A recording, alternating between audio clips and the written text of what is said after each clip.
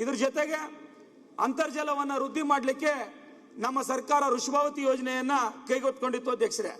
ಆದರೆ ನನ್ನ ಕ್ಷೇತ್ರದಲ್ಲಿ ವಿರೋಧ ಪಕ್ಷಗಳು ಬಹಳ ವ್ಯವಸ್ಥಿತವಾದಂಥ ಅದ್ರ ಬಗ್ಗೆ ಟೀಕೆ ಮಾಡಿದ್ರಿಂದ ಜನರು ಗೊಂದಲ ಆಗಿದ್ದಾರೆ. ಆ ಯೋಜನೆ ಬಗ್ಗೆ ಬಹಳ ಒಂದು ಗೊಂದಲ ಇದೆ, ಆರೋಗ್ಯದ ಮೇಲೆ ಪರಿಣಾಮ ಬೀರ್ತದೆ ಅಂತ ಹೇಳಿ ಇವತ್ತು ಎಲ್ಲ ಟೀಕೆ ಮಾಡ್ತಾ ಇದ್ದಾರೆ.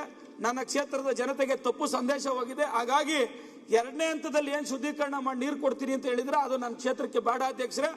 3ನೇ ಹಂತದಲ್ಲಿ ಶುದ್ಧೀಕರಣ ಮಾಡಿ ಅಂತರ್ಜಲವನ್ನು ಹೆಚ್ಚಿಸಲಿಕ್ಕೆ ನನ್ನ ಕ್ಷೇತ್ರಕ್ಕೆ ನೀರು ಕೊಡಬೇಕು. ಇದ್ರ ಜೊತೆಗೆ ಮಾನ್ಯ ಗೌರವಾನ್ವಿತ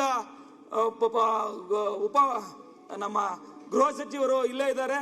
ಬೆಳಗಾಂ ಅಧಿವೇಶನದಲ್ಲಿ 2023ರಲ್ಲಿ ನನಗೆ ಮಾತನ್ನ ಕೊಟ್ಟಿದ್ರು, ಸೋಲೂರು ಹೋಬಳಿಯ ಕೇಂದ್ರ ಸ್ಥಾನಕ್ಕೆ ಪೊಲೀಸ್ ಸ್ಟೇಷನ್ ಕೊಡ್ತೀನಿ ಅಂತ ಹೇಳಿ. ಈ ಬಜೆಟ್ ನಲ್ಲಿ ರಾಜ್ಯದಲ್ಲಿ ಒಂದೇ ಒಂದು ಸ್ಟೇಷನ್ ಕೊಟ್ಟರು ನಿನ್ಗೆ ಕೊಡ್ತೀನಪ್ಪ ಸೀನಪ್ಪ ಅಂತ ಹೇಳಿದ್ರು, ಆದ್ರೆ ಘೋಷಣೆ ಆಗಿಲ್ಲ.